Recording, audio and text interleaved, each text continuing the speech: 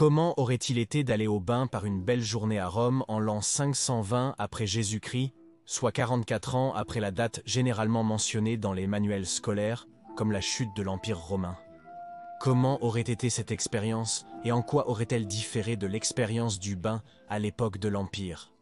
Les grands bains de Rome fonctionnaient-ils encore ou étaient-ils déjà au-delà de la réparation et avaient commencé à tomber en ruine? Les bains étaient-ils déjà envahis par la verdure et les bassins d'eau vides, stériles et désolés? Ou étaient-ils encore fréquentés par les Romains et toujours un centre d'activité bouillonnante? Eh bien, chers amis de l'histoire romaine tardive, imaginons comment cela devait être d'aller au bain à Rome après la chute.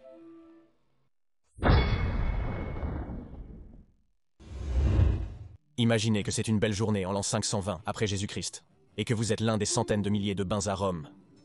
100 à 200 000 personnes qui n'ont toujours pas renoncé à la vieille ville vénérable, mère de toutes les villes et vivant toujours à Rome comme tout vrai Romain le ferait.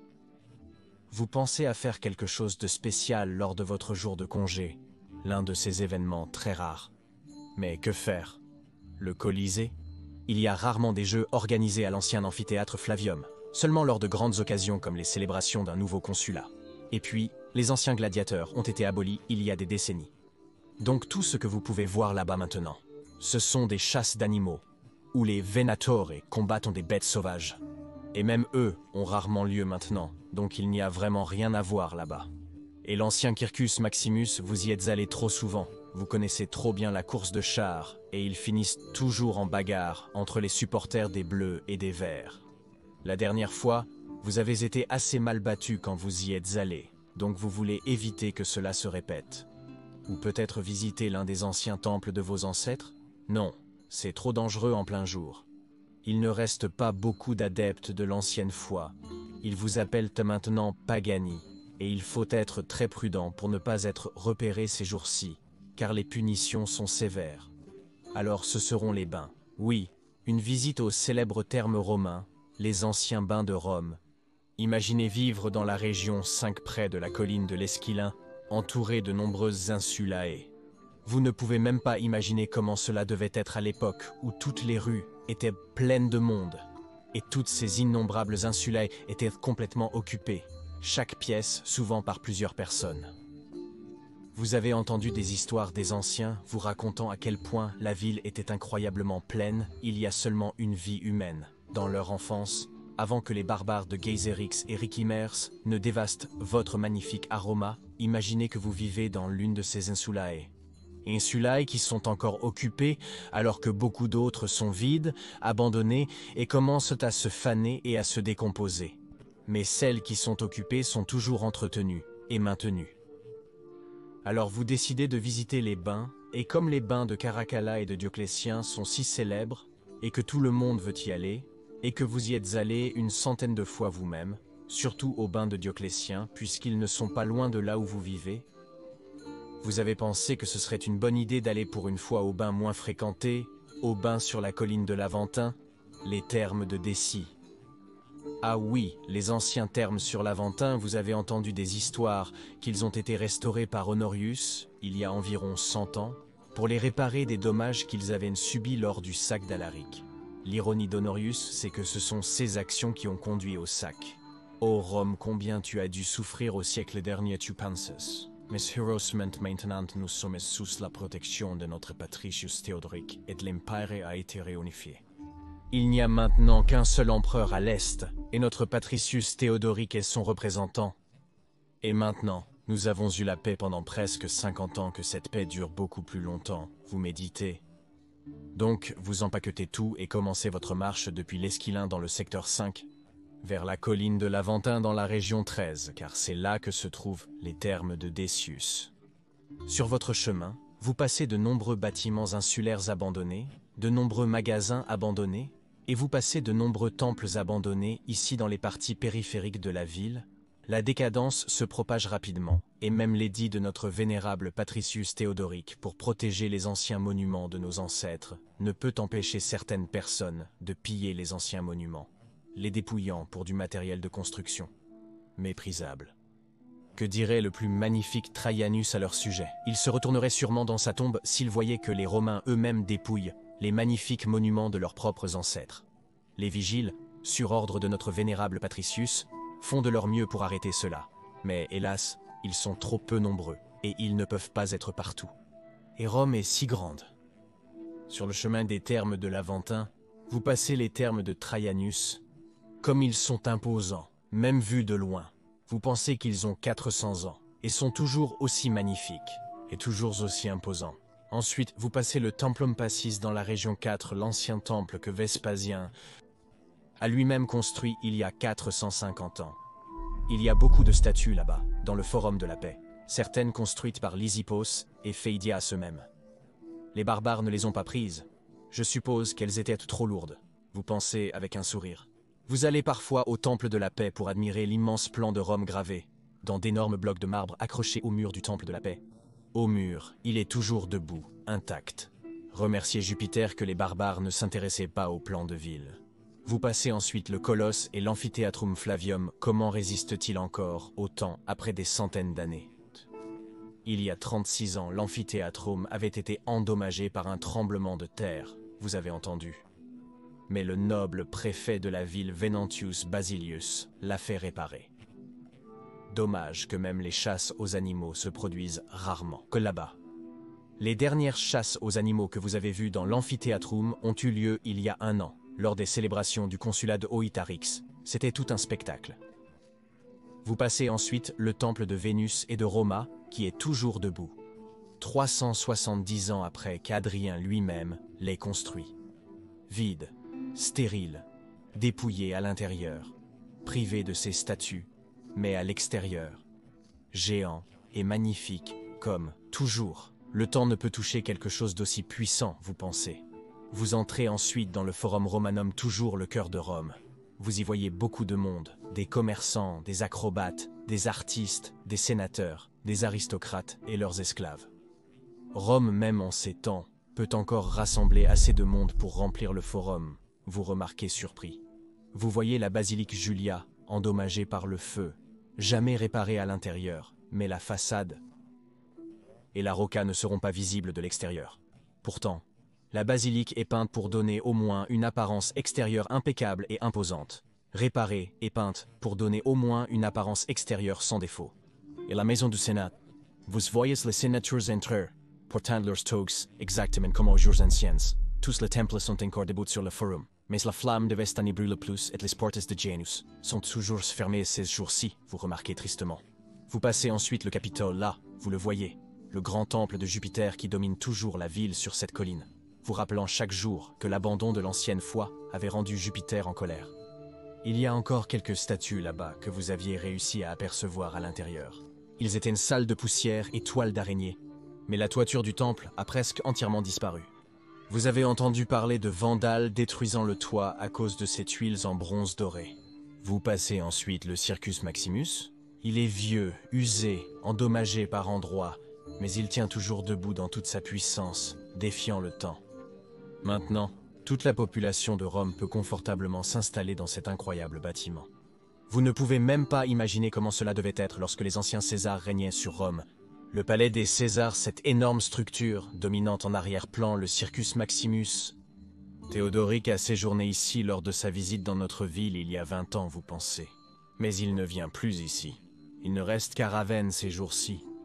Puis vous montez l'Aventin. Enfin, vous êtes à la région 13, votre destination.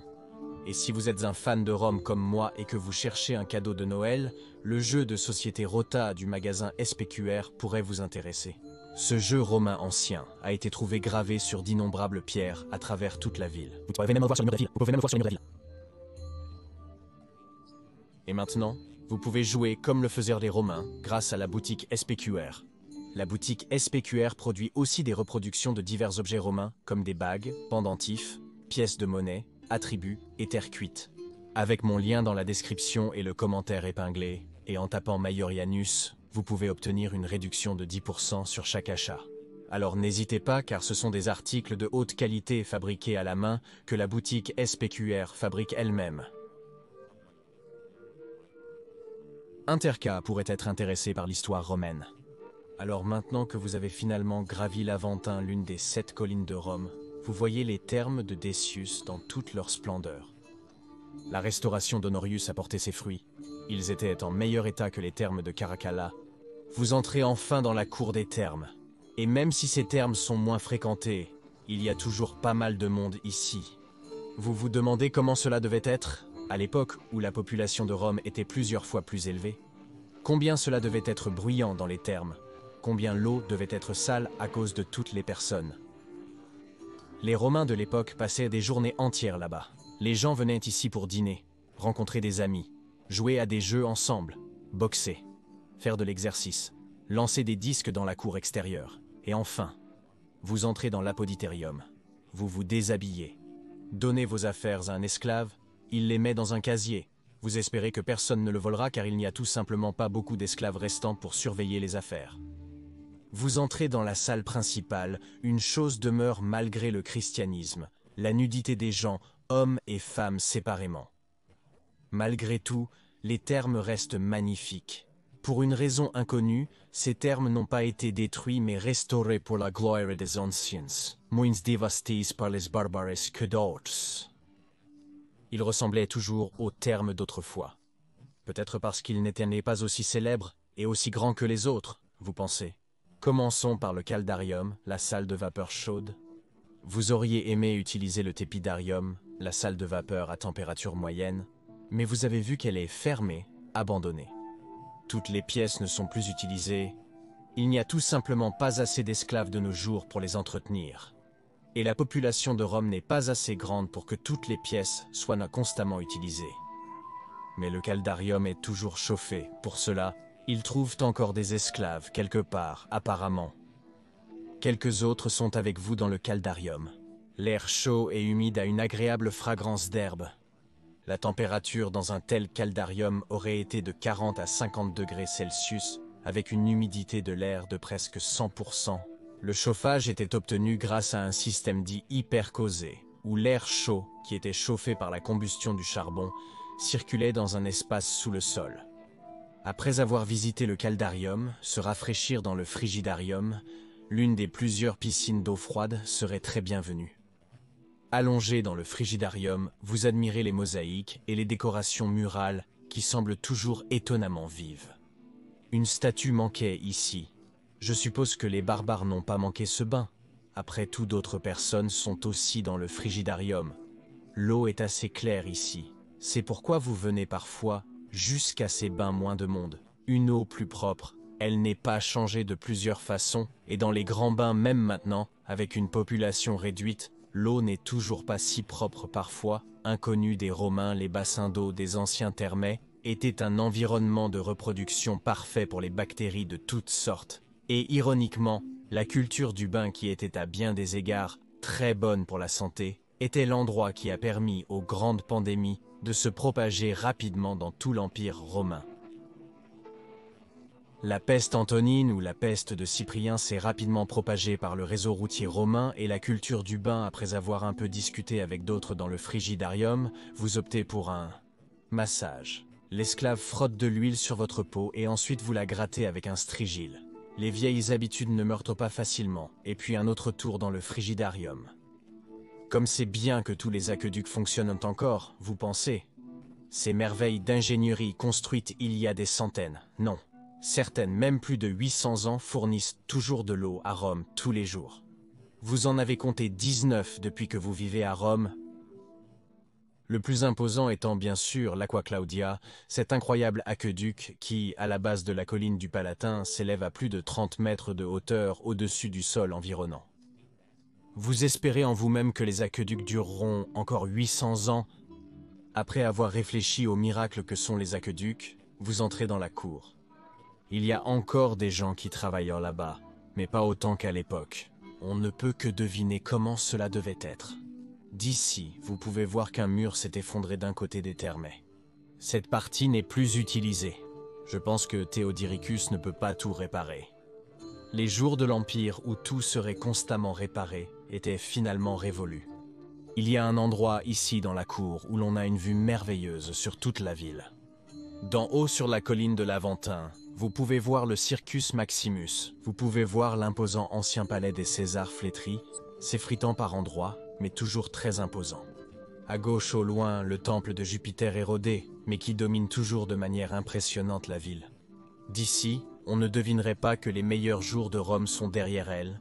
La ville a toujours l'air d'une merveille incroyable. Peu de signes laissent présager des ravages que la ville a dû subir au siècle dernier. Seulement quelques statues manquantes ici, quelques colonnes endommagées là-bas, mais de loin ce n'est pas vraiment visible. Il faut regarder de près pour trouver ces parties endommagées. La flamme de Rome brille encore vivement si vous ne regardez pas de trop près. Il est temps de terminer la journée, pensez-vous. C'était une belle journée au Thermae de Decius. Vous êtes heureux de constater que vos affaires n'ont pas été volées. Vous supposez une journée chanceuse et vous vous habillez, et commencez votre marche pour rentrer chez vous. Ou cela, chers amis de l'histoire romaine tardive, c'est du moins comment j'imagine une journée au terme de l'Aventin, en l'an 520 après Jésus-Christ. J'espère que vous avez aimé ce genre de vidéo un peu différent. Si oui, merci de liker et de vous abonner afin de ne manquer aucune future vidéo sur l'époque fascinante de la fin de l'Empire romain. Et veuillez envisager de soutenir mon travail sur Patreon ou via l'adhésion à YouTube en raison de la durabilité à long terme de mon travail. Je serais ravi si vous pouviez me soutenir en likant ou commentant. Merci de me soutenir par vos likes ou commentaires. Et à Guillaume Weil pour son don PayPal. Merci beaucoup William pour avoir soutenu cette chaîne de manière si généreuse. Sérieusement, cette chaîne ne fonctionnerait pas sans nos incroyables membres Patreon et YouTube. Et je tiens à remercier chacun et tous ceux qui soutiennent cette chaîne sous quelque forme que ce soit. Merci beaucoup Biagio mon ami. Et si vous voulez apprendre comment exactement le sexe à Rome au 5e siècle a affecté la ville, regardez cette vidéo en haut à droite. Mais si vous êtes plus intéressé à apprendre quand la ville de Rome est vraiment tombée, vous pouvez regarder l'autre vidéo dans le coin inférieur droit. Je dis encore merci à tous les amis de l'histoire romaine. Gracias ti Biagio et